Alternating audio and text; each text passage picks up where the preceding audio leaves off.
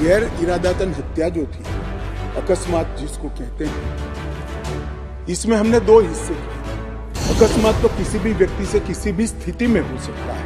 गाड़ी चलाता रहे एक व्यक्ति और रास्ते में कोई भी बेध्यान हुआ या कोई रश कर आ गया और अकस्मात हो गया। अकस्मात करने के बाद वो व्यक्ति स्वयं उसको पुलिस स्टेशन या तो हॉस्पिटल ले जाता है, तो इसके लिए कम सजा का प्रावधान किया है। हिट एंड रन केस, मरता हुआ छोड़कर कोई भाग जाता है, तो इसके लिए हमने 10 साल की सजा का प्रावधान। जो आतंकवादी कृत्य करते हैं उनके प्रति कोई दया भाव नहीं होना चाहिए। कठोर से कठोर इनके लिए कानून का प्रावधान होना चाहिए।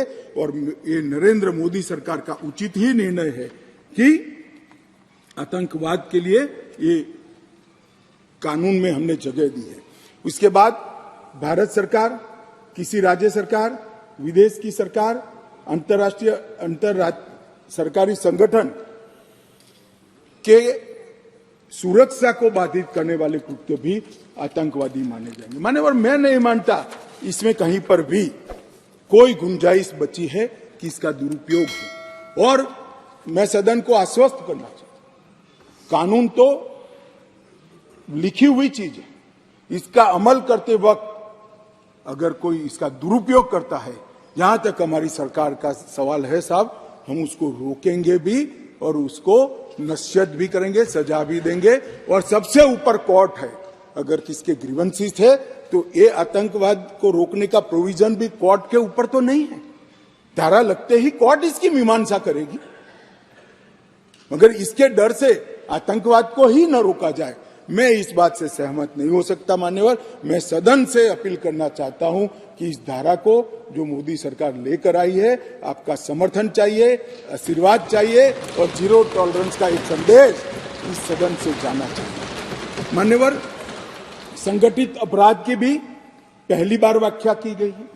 कई राज्य और राज्यतर गैंगे संगठित अपराध करती हैं, इसके लिए कोई विशेष कानून नहीं था। इसके अंदर हमने साइबर अपराध को, आर्थिक अपराध को, भूमि हत्याना को, हथियारों की व्यापार को, डकैती को और मानव लोगों की तस्करी करने, व्यक्तियों की मानव तस्करी में, ये सभी को इसके अंदर रखा है।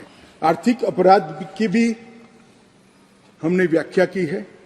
करेंसी नोट, बैंक नोट, सरकारी स्टैंप का कुटकरण, हवाला व्यवहार और बड़े पैमाने पर वित्तीय कपट और आर्थिक व्यवस्था को तोड़ने के सभी प्रयास, इसको भी आर्थिक अपराध की व्याख्या की तरह पहली बार लाने का काम नरेंद्र मोदी जी कर रहे हैं। और इससे मुझे लगता है कि न्यायपालिका का काम काफी सरल हो जाएगा। मान्यवर, एक मैं स्पष्टीकरण करना चाहता हूं कि गैर इरादतन हत्या जो थी, अकस्मात जिसको कहते हैं, इसमें हमने दो हिस्से किए। अकस्मात तो किसी भी व्यक्ति से किसी भी स्थिति में हो सकता है।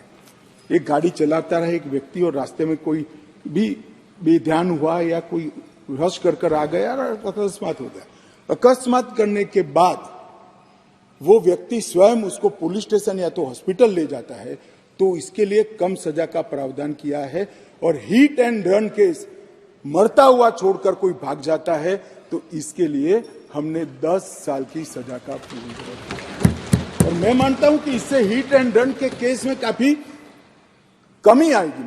पर ये करते करते जो डॉक्टरों की नेग्लिजेंसी से अगर किसी की मृत्यु आती है, तो वो भी गैर इरादतन हत्या में आ जाती थी, इसकी भी सजा बढ़ गई। तो हमने इसको मैं आज ऑफिशियल अमेंडमेंट लेकर आऊंगा, डॉक्टरों को इससे मुक्त कर दिया है। इंडियन मेडिकल एसोसिएशन ने मेरे सामने रजूआत करी थी, हमने इसको मुक्त करने का प्रावधान किया। मान्यवर, मॉब लिंचिंग का नया प्रावधान हम लेकर आए हैं। नस्ल, जाति, समुदाय या किसी शंका के आधार पर एक टोला एकत्रित होकर किसी को मार देता है, तो उसमें मैक्सिमम फांसी तक की सजा की है। स्नैचिंग के लिए कोई कानून नहीं था, चैन स्नैचिंग होते थे, मोबाइल होते थे और अलग अलग धाराओं में अंत में कानून के गैप का फायदा उठाकर वो छूट जाते हैं। थे, स्नैचिंग के लिए भी हमने कानून लाया है। और मान्यवर गंभीर चोट का जो कानून था, इसमें भी हमने 2 डिवीजन करे हैं। किसी के सर पर लाठी मार दी, इंजर्ड हुआ, तो उसको सजा तो होनी चाहिए, परंतु लाठी मारने के कारण वो ब्रेन डेड हो गया या अपाहिज हो गया, तो इसकी सजा इतनी नहीं होनी चाहिए। तो संपूर्ण अपाहिजता या तो ब्रेन डेड के केस में हमने 10 साल तक का कठोर दंड देने का प्रावधान किया है, इसको सेपरेट किया है। मान्यवर गंभीर चोट का जो खंड 117 है उसमें